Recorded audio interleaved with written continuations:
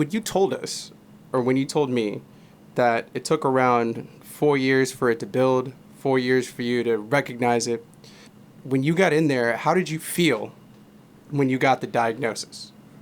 Devastated. Yeah. I always was, my primary thought in life is always I can beat anything. I'm kind of like I'm above the law, but not like the law being I want to break the laws of society, but like if other people have problems, I can.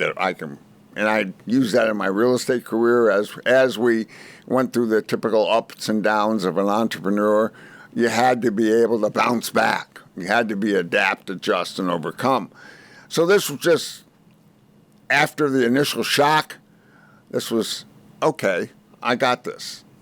And probably looked at over the next 3 or 4 months and came up with a Dr. Forsyth, who's out in Reno, Nevada. I spent a good bit of money with him doing something called insulin protocol, which basically you would take insulin, which would trick the chemotherapy and suck the chemotherapy deeper into your cells. You could be much more effective with a much lower dose, so you would do a lot less damage to your system rather than the large dose you had to take using conventional therapy. And it worked. The cancer reduced significantly. But it came right back. Already off the bat, when you got your diagnosis and you were looking for your own methods through your own research to treat yourself after these traditional, like chemo or like anything else that they were giving you, you knew that you were taking it on the chin, but you had to go find other ways. I never did traditional chemo or radiation in the beginning, so it wasn't after that. I went on the alternate holistic approach and decided on, very similar to what you said, a compromise, which was, yes, I'll use chemo, but I want it to be low-dose chemo, and I want it to be accentuated. And I like this doctor, Dr. Forsyth. He had good reviews, and he had good results. He had a team there.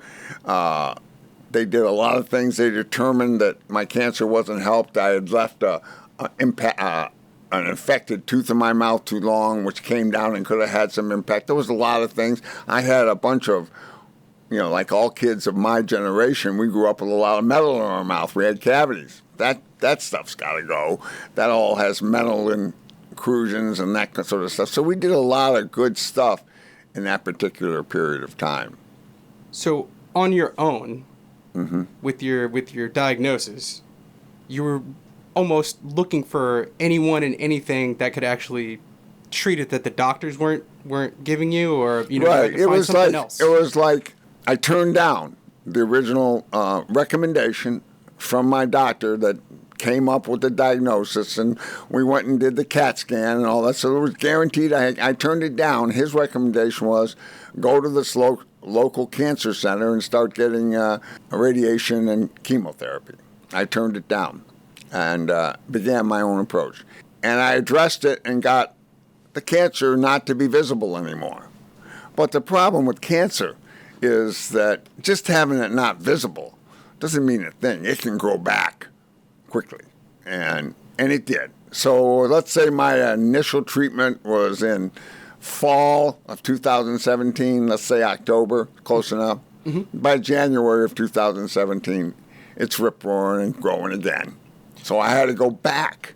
I went back to Forsyth again, did the treatment again, and again got the results. And again, it started to grow back. So whatever I was doing was like putting a Band-Aid or a temporary fix on it. It wasn't the solution I was looking for at the time. So when you were looking for alternative methods to the one that you mentioned that you turned down, were you making any progress on your cancer? Like, were you still at the same point that you started at? Well, I was diagnosed with the cancer. I turned down let's use the term alternative and conventional. Yes. I turned down the conventional approach, which is radiation and chemotherapy. Didn't take any of it.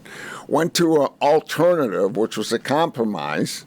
Okay, and that's why I use this protein insulin protein, where it fakes your body in to suck the chemo in at much lower levels, and got some results. But again, the thing you remember is that all I found was a temporary result. Okay, and so in the fall, I got results. I went back and said, hey, I'm doing good, everything's fine, but it came right back. By January, I went back again, and now same thing happened after that. So now we're in March of 2018, okay? And I bought a motorhome, and I'm staying up in Reno in a motorhome, really by myself, and had a dog, and me and the dog, and we went to the park, and we did all these fun things, and I tried to be relaxed. But again, you can feel your body. The message I have to the public is, you will know if it's working or not. Your body talks to you and does all sorts of things. So, like and subscribe, and turn on the notification bell for future videos.